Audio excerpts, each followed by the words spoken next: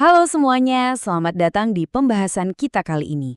Pernah nggak sih kalian kepikiran soal aturan-aturan tak kasat mata yang ngendaliin setiap gerak-gerik dalam hidup kita? Mulai dari kita melangkah, geser kursi, atau bahkan pas kita cuma lagi duduk diem doang. Percaya nggak percaya, semuanya itu diatur penuh sama fisika. Nah hari ini kita bakal bongkar rahasia seru ini bareng-barang. Coba deh pikirin sebentar. Tiap kali kalian buka pintu, nendang bola, atau pas lagi santai nggak ngapa-ngapain, sebenarnya kalian tuh lagi tunduk sama sebuah kerangka kerja yang luar biasa banget. Dan yang bikin melongo, seluruh kekacauan gerakan di dunia nyata ini ternyata bisa dirangkum cuma dalam 3 aturan sederhana yang dirumusin sama Isaac Newton. Gimana? Penasaran kan? Oke, biar gampang ikutinnya, ini peta jalan pembahasan kita hari ini. Kita bakal mulai dari mengenal gaya dan tarikan, terus masuk ke hukum Newton 1 soal misteri sifat lembam.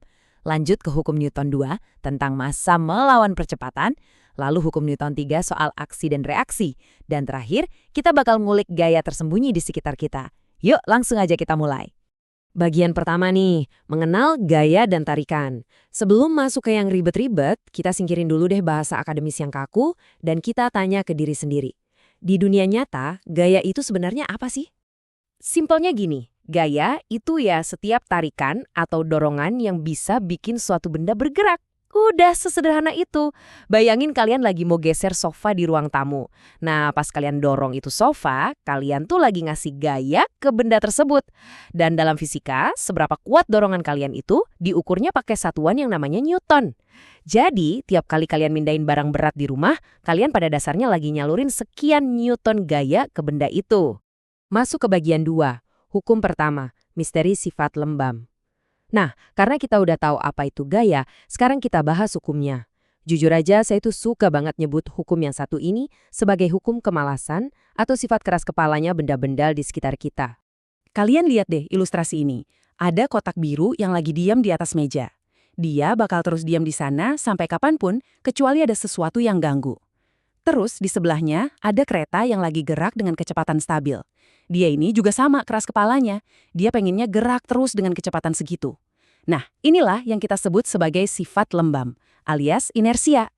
Intinya, benda-benda di alam semesta ini tuh aslinya cuma pengen nerusin apa yang lagi mereka lakuin. Kalau lagi diam, ya pengennya diam terus. Kalau dibikin bahasa matematikanya, kita nulisnya sigma F sama dengan 0. Artinya, kalau nggak ada total dorongan atau tarikan dari luar, ya nggak akan ada yang berubah. Kalau lagi diam, tetap diam. Kalau lagi gerak konstan, ya bakal terus gerak konstan. Jadi mulai sekarang, kalau pagi-pagi kalian ngerasa super males buat bangun dari kasur, salahkan aja hukum pertama Newton. Bilang aja, tubuh kalian lagi mempraktekkan inersia. Kita lanjut ke bagian 3, hukum kedua, massa melawan percepatan. Nah, ini dia penjelasan pamungkas soal kenapa mindahin barang-barang yang berat itu selalu kerasa lebih menyiksa. Coba kita lihat perbandingan di ilustrasi ini. Di sebelah kiri, kita dorong kotak ringan seberat 1 kilogram pakai gaya 20 Newton. Hasilnya, kotaknya langsung melesat cepat banget dengan percepatan 20 meter per detik kuadrat. Tapi, coba cek yang kanan. Kita pakai dorongan yang sama persis nih, 20 Newton, tapi kotaknya diganti jadi seberat 5 kilogram. Langsung deh percepatannya anjlok drastis, cuma jadi 4 meter per detik kuadrat. Jadi kelihatan banget kan, makin berat suatu benda, makin susah buat kita bikin benda itu bergerak cepat. Ini nih rumusnya yang super terkenal, sigma F sama dengan M dikali A. Gaya sama dengan massa dikali percepatan. Kalau dipikir-pikir logikanya masuk akal banget di kehidupan sehari-hari kan? Kalau kalian pengen ngedorong lemari kayu yang gede banget supaya geraknya bisa secepat kursi plastik, ya kalian harus dorong lemarinya jauh lebih kuat. Massa benda itu ibaratnya bakal terus ngelawan usaha kalian buat mempercepat gerakannya. Lanjut ke bagian 4 ya, hukum ketiga, aksi dan reaksi. Siap-siap dengar fakta seru di sini, karena kita bakal ngebongkar sebuah realitas mengejutkan. Ternyata, segala sesuatu yang kalian dorong, sebenarnya juga lagi ngedorong kalian balik. Coba kita perhatiin interaksi orang ngedorong lemari ini, biar kebayang gimana fisika bekerja di dunia nyata. Biasanya kan kita mikir, pas kita ngedorong lemari pakai tangan, ya cuma kita doang yang lagi ngeluarin tenaga. Padahal aslinya, lemari itu ngerespon loh. Lemari itu secara aktif ngasih dorongan balik ke tangan kalian, dengan kekuatan yang sama persis besarnya.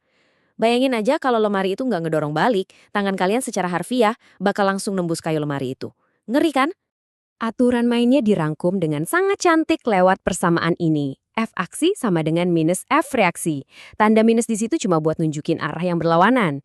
Jadi poin pentingnya adalah setiap interaksi di dunia ini itu punya keseimbangan yang mutlak. Kalian nendang bola, bola juga ikutan nendang kaki kalian. Kalian dorong lantai pakai kaki pas lagi jalan, lantai itu sebenarnya ngedorong tubuh kalian buat maju ke depan. Nah, masuk ke bagian kelima, gaya tersembunyi di sekitar kita. Setelah tadi ngebahas hukum-hukum utamanya, sekarang kita spesifikin lagi nih. Mari kita bongkar gaya-gaya fisik tak terlihat yang sebenarnya lagi bekerja di tubuh kalian tepat pada detik ini. Sekarang kalian mungkin ngerasa lagi duduk anteng aja di kursi. Tapi faktanya, kalian tuh lagi berada dalam keseimbangan yang super rumit. Gaya gravitasi bumi alias gaya berat itu lagi narik tubuh kalian kuat-kuat ke bawah, menuju pusat bumi. Terus pertanyaannya, kok kita nggak tembus jatuh ke lantai? Ya, karena lantai secara aktif ngelawan tarikan itu. Lantai ngasih dorongan ke atas yang kita sebut gaya normal. Dua gaya yang berlawanan arah ini saling meniadakan dengan sangat sempurna. Terus, ada lagi nih pahlawan tersembunyi yang nyelamatin hidup kita tiap hari. Gaya gesek. Tiap kali sebuah benda bergesekan sama permukaan, gaya gesek ini bakal muncul. Dan arahnya tuh pasti selalu berlawanan sama arah gerak. Coba bayangin, tanpa gaya tak kasat mata ini, kalau kalian iseng mendorong gelas di atas meja, gelas itu nggak bakal pernah berhenti meluncur sampai akhirnya jatuh dan pecah di lantai. Jadi, gaya gesek ini benar-benar kayak sistem rem alaminya dunia kita. Dan yang perlu kalian tahu, gaya gesek ini kerjanya pakai dua fase. Pernah sadar nggak sih, kenapa pas mau geser lemari yang berat banget, awalan bikin dia mulai gerak tuh susahnya minta ampun. Tapi begitu lemarinya udah jalan, dorongnya jadi kerasa agak lebih enteng. Nah, itu karena pas diam, ada yang namanya gaya gesek statis. Dan ini tuh selalu lebih kuat. Dia nahan benda layaknya jangkar kapal. Tapi, begitu dorongan kalian cukup kuat sampai benda itu akhirnya meluncur, barulah gaya gesek kinetis ngambil alih dan hambatannya otomatis jadi lebih kecil.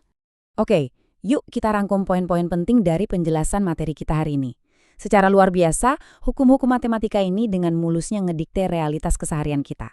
Hukum pertama, bertugas ngejaga stabilitas benda lewat inersia.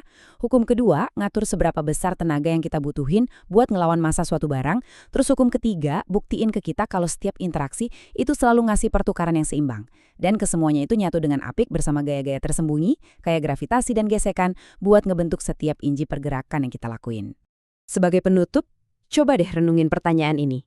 Pas kalian lagi duduk diam merhatiin penjelasan materi ini, kira-kira ada berapa banyak sih gaya tak kasat mata yang lagi saling bertarung buat ngejaga posisi kalian supaya tetap seimbang? Coba rasain tarikan gravitasi bumi, dorongan dari kursi yang kalian dudukin, sampai gesekan kecil di telapak kaki kalian. Banyak banget kan? Harapan saya, sehabis pembahasan ini, kalian bisa ngelihat setiap gerakan remeh di sekitar kalian lewat kacamata yang baru dan jauh lebih menakjubkan. Teruslah penasaran dan sampai jumpa di pembahasan selanjutnya.